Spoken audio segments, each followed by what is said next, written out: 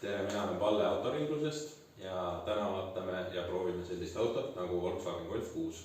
Seal on meie autopargi valvur Lumi, tema osaleb ka tänases videos.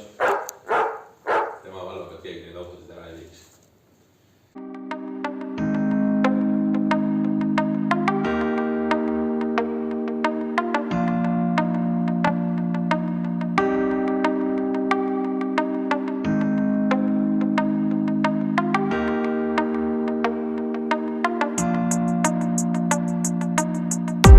Mäletan, kui meil oli ilus suveõhtu, mööda linna ringi sõitsime vaid koos. Igal pool, sest õhtu oli noor ja ma tegin sulle loo, yo babe. Samal ajal kui rääkisin ma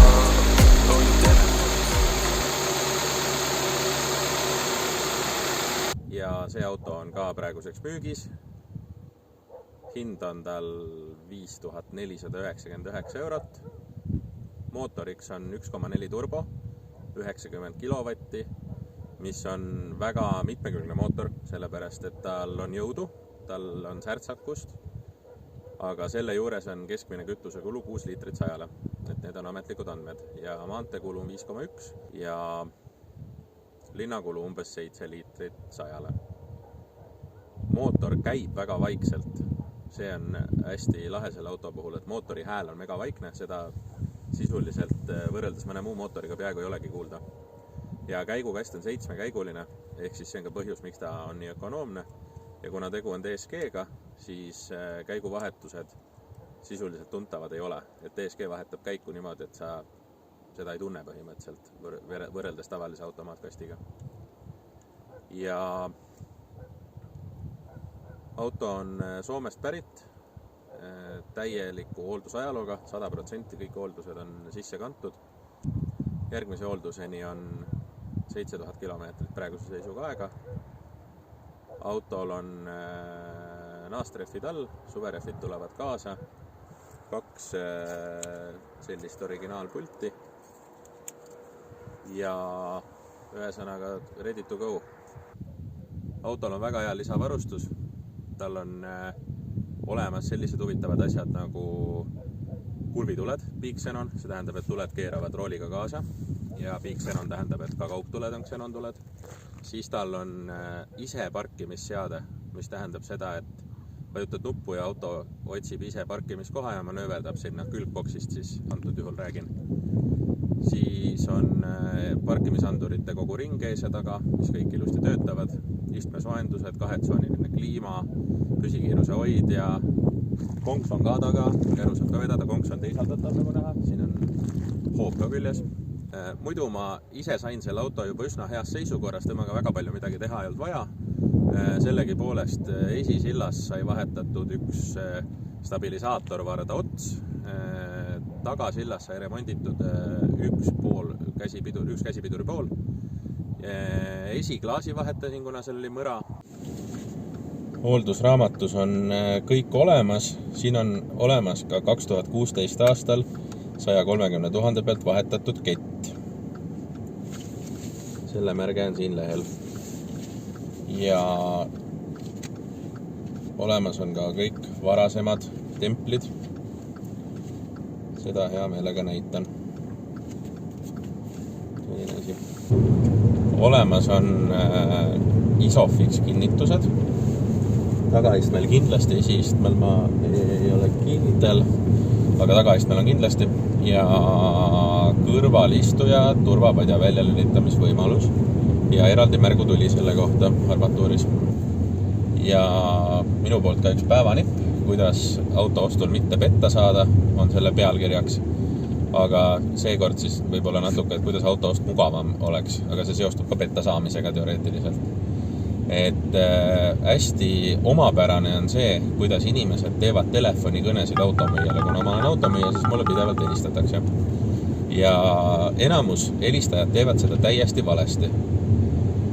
Kui sa helistad automüüjale ja küsid tere, teil on mis iganes see ja see müügis, kas seda autot saaks näha, siis iga automüüja vastab, jah, saab küll.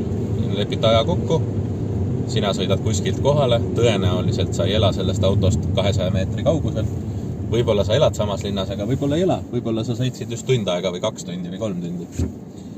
Ja siis sa jõuad kohale ja siis koha peal hakkad sa avastama kõik võimalikke asju. Minul tekib küsimus, et aga miks sa enne ei küsinud mitte midagi? Sest ma ütlen omast kogemusest, et vähemalt pooled inimesed ei küsi mitte midagi telefoni teel. Ja mina muidugi lahendan selle olukorra niimoodi, et kui mul on midagi vaja rääkida, siis ma räägin ise. Ma küsin, et kas teil on aega paar minutit. Ma räägin selle auto kohta kõik info, mis mul on olemas ja siis ma seda alati ka teen. Aga ma arvan, et enamasti seda pigem ei tehta ja kui sa ise ei küsi automüüjalt lisaküsimusi, siis sa selle auto kohta mitte midagi rohkemat teada ei saa. Ja jääb ainult loota see, et see, mis on kuulutuses, see info, et see ongi kõik, et see ongi kogu info selle auto kohta. Kuidas see asi õigesti käima peaks? Õigesti peaks käima asi nii, et helistad automüüjale, loomulikult sa võid küsida, et kas ja millal saab näha ja kus auto asub, kui ei ole kuulutus asukohta ja nii edasi. Aga küsi alati telefoni teel, kas autol on hetkel mingeid vigu või puudusi ja las müüja vastab sellele küsimusele.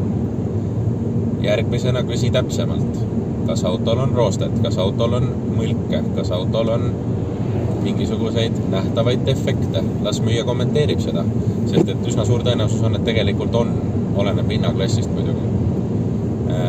Võid täpsustada, kas tehniliselt on hetkel mõni asi, mis vajaks lahendamist või uurimist. Millal oli viimane hooldus, kas see on teada? Kas autol on olemas hooldusajalugu, kas autol on hooldusraamat? Kust kohast on auto pärit? Kaua on auto teie oma olnud? Küsid müüja käest. Need on kõik väga olulised küsimused. Ja sa saad telefoni teel 5 minuti jooksul väga palju informatsiooni ja võib juhtuda, et sa selle informatsiooni tõttu praagid ostetava auto üldse välja ja sa ei lähegi kohale. Vastasel juhul sa oleksid küsinud, tere, kas autot saab näha? Ja ma tulen. Ja koha peal olnud jube pettunud, et autol on iluvead, rooste, mingi tehniline mure. Inimesed ei pane kuulutustesse alati kõike infot. Ja see on arusaadav ka, miks ei pane. Sest kui teised ka ei pane, siis miks mina peaks panema, nii-öelda mõtlevad kõik automüüjad. Ühesõnaga, säästa enda aega, säästa enda raha ja võta 5 minutit, võib-olla kuni 10 minutit ja küsi telefoni teel auto kohta kõik võimalikke küsimusi, mis võivad aidata sul ostuotsust teha. Isegi sinnamaani välja, kas autol on 1 või 2 võtit, kas autol on suverehvid, talverehvid, mõlemad, mida saab kaasa, mis on all ja nii edasi. Et sa võid küsida kõike, mis sind vähegi huvitab, aga tee seda, ära jäta seda tegemata. Nii, tundis, liigu edasi. Ja hops, valmis, nii. Tagurpidi käik ja käed rollilt lahti ja vaadake, mis nüüd juhtub, see on ülilahe lisa. Auto keerab ennast ise parkimiskohale. Gaasi peab ise andma, anna vaikselt veered, sellega on kõik okei. Auto sätib ise, vastu kuhugi ei lähe, tal on andurid ees ja taga. Ja natuke veel, oletan, et ma rohkem ei taha minna, tahaks edasi minna. Panen drive'i peale ja auto keerab ise ennast paika. Hop, tegelikult ongi korras. Tundub, et nad on otsa ära. Pargitud. Ja su mõtted olid mujal ja ma sain aru, et sul tegelikult minus suva.